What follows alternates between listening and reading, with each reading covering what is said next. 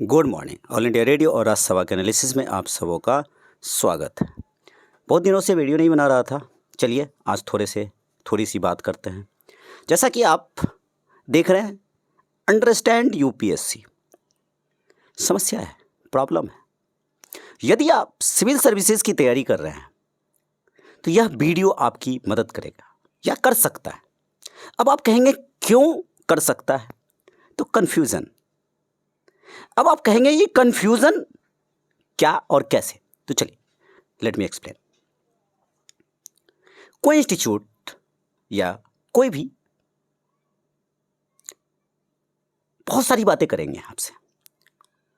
किसी को खुद पर कॉन्फिडेंस होगा, कुछ ऑनलाइन करेंगे, कुछ ऑफलाइन का सहारा लेते हैं, कुछ लोग फ्रेंड्स का सुनते हैं या सीनियर्स का सुनते हैं, कुछ लोग जो इंटरव्यू दिए हुए हैं उनका सुनते हैं, अपने पापा, मतलब जो भी आपके मेंटोर होते हैं। तो सवाल यह है किनका सुने। तो ऐसी स्थिति में स्वाभाविक है कि आप कंफ्यूज होगे कि कौन सा रास्ता सही है। यकीन मानो अगर मैं उस समय अपनी तैयारी के दौरान अगर समझ पाता कि ये कंफ्यूजन वाला जो टर्म है तो शायद आज सेलेक्ट होता। खैर, मेरी स्थिति तो जा चुकी है। इसी बात पर कुछ स्टेटमेंट, जैसे यूपीएससी कुछ स्टेटमेंट नहीं, 3 statement, 2 statement, 3 statement, statement 1, statement 2, statement 3, 4, इस तरह से यूपीएससी ने बात किया है। तो मैं भी 2 स्टेटमेंट रखना पसंद करूंगा। पहला स्टेटमेंट जो होगा, आप सुने होंगे सोशल मीडिया के थ्रू या फिर आप यूट्यूब के थ्रू या ऑफलाइन या ऐड वगैरह बहुत सारी जगह पर, कि मैं तो 3-4 घंटे, पहला कैटेगरी बता रहा हूं, 3-4 घंटे पढ़ता था क्योंकि मुझे जॉब से टाइम नहीं मिलता था, और 7-8 महीने की तैयारी कर दी और फर्स्ट अटेम्प्ट नहीं, सेकंड अटेम्प्ट, मतलब व्हाटएवर जो भी, आई कंप्लीट। ये पहला स्टेटमेंट। दूसरा स्टेटमेंट, मैं 3 साल से लगातार पढ़ाई कर रही हूं, 4 साल से कर रही हूं, 2 साल से कर रही हूं, 5 साल से कर रही हूं, ये मेरा सेकंड अटेम्प्ट था, फर्स्ट अटेम्प्ट था, चौथा अटेम्प्ट था और मैं कंप्लीट। अब आप मुझे बताइए, स्टेटमेंट 1 मैंने बताया कि जो नौकरी वाले हैं और तैयारी कर रहे हैं, दूसरा जो कंटिन्यूअसली 14-15 घंटा पढ़ाई कर रहे हैं, तो स्टेटमेंट 1 ने स्टेटमेंट 2। तो अब सवाल यहां पर यह है दोस्तों कि क्या इन दोनों के स्टेटमेंट में क्या विरोधाभास है। अगर मैं सोचूं तो मैं इनकी बात मानूं या इनकी बात मानूं, मुझे अगर तैयारी करनी है तो विरोधाभास दिखता, यही है कंफ्यूजन कि मैं किसकी बात मानूं।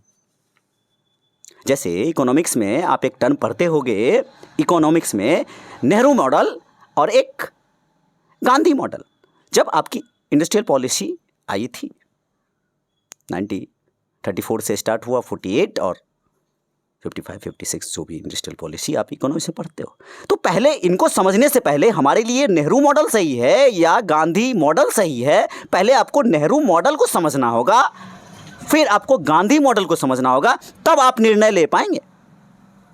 मैं वही समझाने की कोशिश कर रहा हूं आपको। तो कुछ लोग दावा करेंगे कि लक्ष्मीकांत 3 से 4 महीने में खत्म करवा देंगे, कर देंगे, तो आपको इस पर विश्वास करना चाहिए कि नहीं करना चाहिए। कुछ लोग कहेंगे 8 महीने 10 महीने में हमारा सिलेबस कोर्स खत्म हो जाएगा, बहुत सारे लोग। तो वापस विरोधाभास, कंफ्यूजन। कुछ लोग कहेंगे मैंने 3-4 किताबें पढ़ी और इंटरव्यू तक पहुंच गया। दूसरी तरफ जब आप किसी ऑनलाइन कोचिंग या ऑफलाइन कोचिंग का सहारा लेते हैं तो आपको भर भर के मटेरियल दे देते हैं। तो एक तरफ कोई कह रहा है मैंने 3-4 किताबें पढ़ा और दूसरी तरफ कोचिंग वाले इतना भर भर के मटेरियल। तो वापस सवाल उठता है कि इन दोनों में किसका चुनाव करें। कुछ कहेंगे मैंने सेल्फ स्टडी किया, थोड़ा यूट्यूब का सहारा लिया, हाँ मदद जरूर ले सकते हैं यूट्यूब का। तो सवाल यह उठता है इतनी सी तैयारी ही क्या सफिशिएंट है। फिर से वापस यूपीएससी की तरह स्टेटमेंट पे आता हूं। अरे प्री निकालना तो आसान है, और कुछ लोग ऐसे मिलेंगे दूसरा वाला कि प्री निकल गया तो मेंस निकालना आसान है। अब यूपीएससी कहती है बताइए एक दूसरे की व्याख्या करता है कौन सही कौन गलत, तो दोनों के की बात करूंगा। या तो दोनों झूठ बोल रहा है या दोनों सच बोल रहा है, तो मैं किसकी बात करूं पर विश्वास करूं? कोई कहता है पीटी निकल गया, मतलब पीटी आसान है, पीटी निकालना आसान है, मेंस हो जाएगा। तो डेफिनेटली आप सोच में पड़ जाएंगे। तो ये फैसला तो मैं आप पर छोड़ूंगा। चलिए पहले स्टेटमेंट पे बात करते हैं। जो कह रहा है ये कह रही है मैंने जॉब के साथ 3-4 घंटे पढ़ाई किया और 8-10 महीने पढ़ाई किया और मेरा सिलेक्शन हो गया। मुझे ये बताइए क्या ये प्रैक्टिकली पॉसिबल है? आप सिलेबस देखिए यूपीएससी का,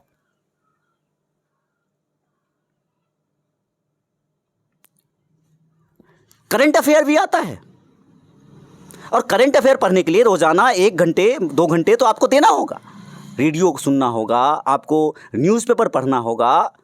इज इट पॉसिबल? तो कुछ फैक्ट्स रखने की कोशिश मैं आपके सामने कर रहा हूं। चलिए अब दूसरे स्टेटमेंट वाले पे आते हैं। जो कह रहा है कह रही है कि मैंने 15-16 घंटा पढ़ाई किया।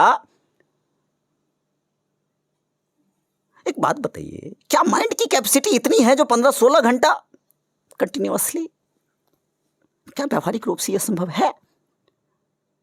अरे मैं 2 घंटे की क्लास करता हूं तो बच्चे थक जाते हैं, मैं भी थक जाता हूं। हां, मैं इस बात से जरूर सहमत हूं कि 2-3-4 साल की तैयारी के बाद धीरे धीरे आपका समझ बढ़ता है, तो उसमें इस बात से जरूर मैं सहमत हूं। यकीन मानिए लक्ष्मीकांत की किताब बहुत वजन वाला किताब है। मैं या आप या कोई भी अगर आधे घंटे हाथ में रखे उस किताब को, 500 पेजेस की किताब, ऊपर 500 से ऊपर, तो हाथ से दर्द करने लग जाए। और जाने कितने फैक्ट्स है लक्ष्मीकांत के अंदर, जाने कितने आर्टिकल है, जाने कितने जटिल है, कितना जटिल है।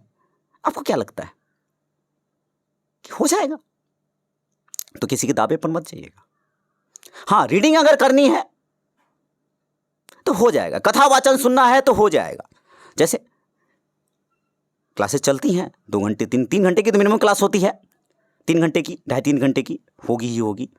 कंटिन्यू कथा वाचन चलता है। अब आप कितना ग्रेस्पिंग कर रहे हैं, ऑनलाइन क्लास या ऑफलाइन क्लास, कंटिन्यू वो चलता रहेगा 3 घंटे, तो वो कथा वाचन है। तो यह भी दावा हास्यास्पद लगता है मुझे कि 3-4 किताबें पढ़ी और इंटरव्यू तक पहुंच गया। पढ़ा या पढ़ी, जेंडर डिस्क्रिमिनेशन नहीं होना चाहिए। अरे भाई साहब, मैंने तो GS 1 किया, 2 किया, 3 किया, 4 किया, ऐसे किया, ऑप्शनल 1 2 किया, हमारा सिलेक्शन हो गया। भाई साहब GS 1 2 3 4 हो गया, वाह। तो बहुत सारे मटेरियल है, आपको पता है। करंट अफेयर के अलग कंफ्यूजन है, तो नतीजा आप पर छोड़ता हूं मैं। तो कुछ कोचिंग वाले यह भी दावा करेंगे कि देखो देखो मेरे कोचिंग से ये आया, मेरी कोचिंग से ये क्वेश्चन आया, वो क्वेश्चन आया। एक्चुअल में ये कोचिंग इंस्टीट्यूट वालों का सेफ्टी मैकेनिज्म होता है, क्योंकि मटेरियल तो बहुत होता है कि देखो मेरे यहां से, ये सेफ्टी मैकेनिज्म है।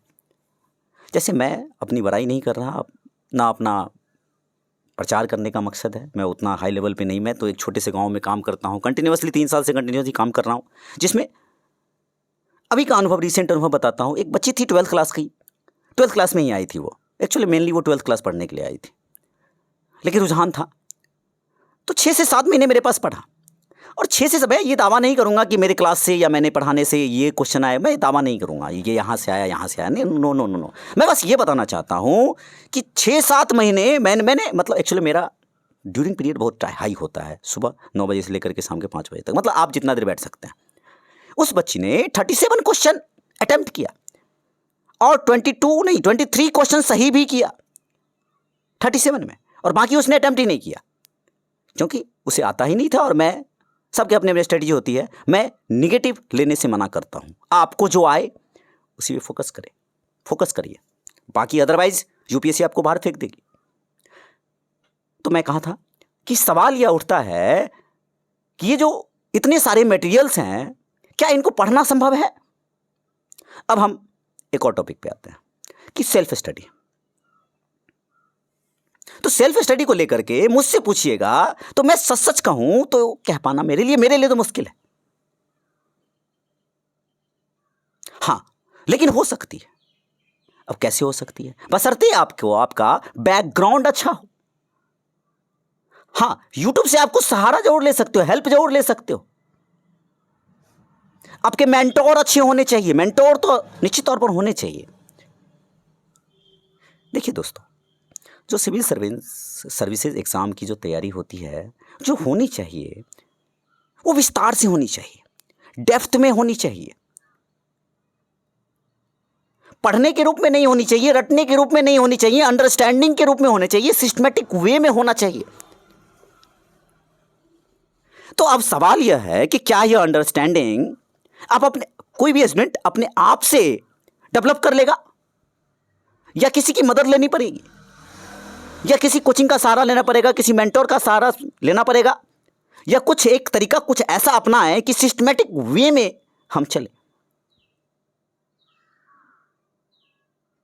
मुझे नहीं लगता कि कोई सोशल मीडिया सिस्टमैटिक वे में, कोई भी सोशल मीडिया सिस्टमैटिक वे में प्रॉपर कंटेंट या चीजें देती होंगी, मुझे नहीं लगता पर्सनली। हाँ, आप इससे मदद जरूर ले सकते हैं थोड़ी बहुत, ये बात मैं डिनाई नहीं करूंगा।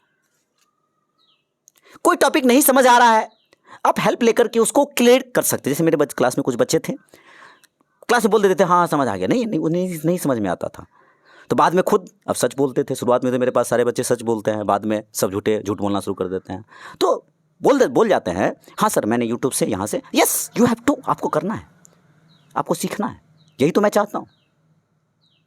तो यहाँ पर निर्णय सेल्फ स्टडी को लेकर आप पर छोड़ता हूँ। आखिरी स्टेटमेंट पर आता हूँ जो मैंने कहा था कि प्री निकालना बहुत आसान है। तो अगर आपने दिया है तो आपको आइडिया होगा, और नहीं दिया है तो देंगे तो आइडिया होगा, वो आपको सोचना है। दूसरा, क्या सच में प्री निकालना आसान है? मैं फिर से बोल रहा हूं, क्या सच में प्री निकालना आसान है? तो मुझसे पूछोगे तो नहीं।